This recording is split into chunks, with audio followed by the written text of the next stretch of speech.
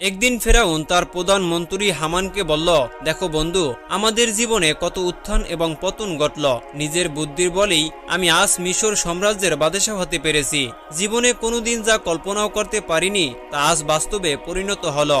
আর তখনই বন্ধু হামান বলল, তুমি ঠিকই বলছ, ছিলে সামান্য কৃষকের ছেলে, দুবেলা দুমুঠো পেট ভরে খাবারও জুটত না। তোমার ভাগ্য বলে তুমি হয়েছ দেশের বাদশাহ। আজ তোমার ইচ্ছার উপরই নির্ভর করে সারা দেশের মানুষের ভাগ্য। সত্যি তুমি খুব সৌভাগ্যশীল পুরুষ। তখন ফেরাউন হেসে বলল, তোমার সৌভাগ্যটাও কি কম? ছিলে পকেটমার, চোর, পাক্কা জুয়ারি, ভাগ্য গুণী হয়েছ আজ মিশর সাম্রাজ্যের মহামান্য ফেরাউনের প্রধানমন্ত্রী, একেবারে বুইফুরে তালগাছ হয়েছ।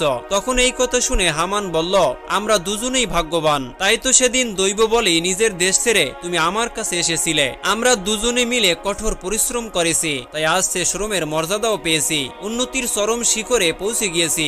আর তখনই ফেরাউন বলল, আমি আরো বড় হতে চাই বন্ধু, শুধু এ পর্যন্ত আমার শেষ নয়। শুনে হামান বিস্মিত কণ্ঠে বলল, এরপর আর কি হতে চাও বন্ধু? দেশের বাদশাহ হবার পরে উচ্চ পদ আর কি আছে? কি চাই তোমার? ফেরাউন সগর্বে উত্তর দিল, আমি এখন নিজেকে খোদা বলে ঘোষণা করতে চাই। এই কথা শুনে হামান যেন আকাশ থেকে পড়ল এবং বলল, এসব কি বলছো? তা কি করে সম্ভব? ফেরাউন তেমনি সগর্বে বলল, সব অসম্ভবকেই আমি আর সম্ভব করতে চাই হামান। হামান বলল, ত্রিভুবনের মালিক খোদা একজন তো আছেন, যিনি তোমাকে আমাকে এ বিশ্বভুবনের সবকিছুই সৃষ্টি করেছেন। মানুষের হায়াত, মওয়াত, দন দৌলত সবকিছু যার হাতে, তিনিই তো খোদা। তুমি আবার খোদা হবে কি করে? ফেরাউন বলল, আমি তাই হতে চাই বন্ধু। সারা পৃথিবীর খোদা আপাতত না হতে পারলেও এ মিশরের সাম্রাজ্যের খোদা আমি হবই। হামান বলল, তুমি নিজেকে খোদা বলে ঘোষণা করলেও দেশের লোক কখনো তোমাকে খোদা বলে স্বীকার করবে না, কারণ দেশের প্রায় লোক নবী ইউসুফ আলাইসাল্লামের সত্য ধর্ম পালন করে। তুমি নিজেকে খোদা বলে ঘোষণা করলেও তারা কিছুতেই তোমাকে খোদা বলে মানবেই না, বরং আরো বিদ্রোহী হয়ে উঠবে। বিভিন্ন দিকে বিদ্রোহের আগুন জ্বলে উঠবে। ফেরাউন শুনে ক্রোধে জ্বলে উঠল এবং বলল, এই রাজ্যের কার এমন শক্তি আছে যে আমার বিরুদ্ধে মাথা তুলে দাঁড়াতে পারে? আমি তাকে নিশ্চিহ্ন করে দিব।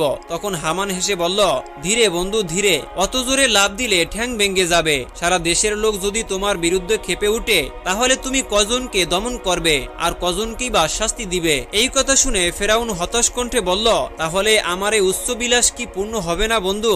আর তখনই হামান গভীরভাবে চিন্তা করে বলল, উপায় অবশ্যই আছে, কিন্তু সেজন্য সময়ের প্রয়োজন।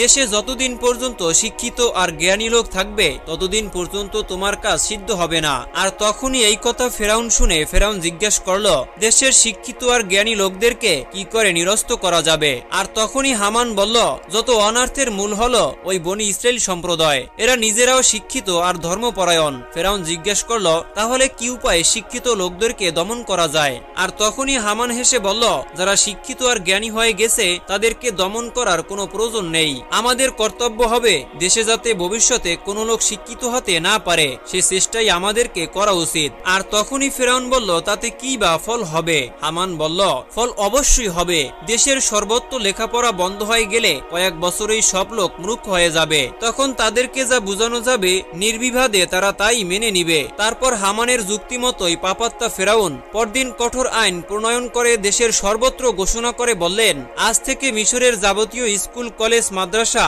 সম্পূর্ণভাবে বন্ধ করে দেওয়া হলো। সুতরাং এখন থেকে এদেশের লোকদের বিদ্যা অর্জন চিরদিনের জন্য বন্ধ। যদি কেউ এই আদেশ অমান্য করে এবং বিদ্যা অর্জন করে বা বিদ্যা দান করে, তাহলে তাকে কঠোর শাস্তি দেয়া হবে। এছাড়া আরো জানানো যাচ্ছে যে আজ থেকে মিশর সাম্রাজ্যে সব প্রকার ধর্মীয় কাজ নিষিদ্ধ করা হলো। কেউ কখনো ধর্ম আলোচনা বা ওয়াজ নসিহত করতে পারবে না।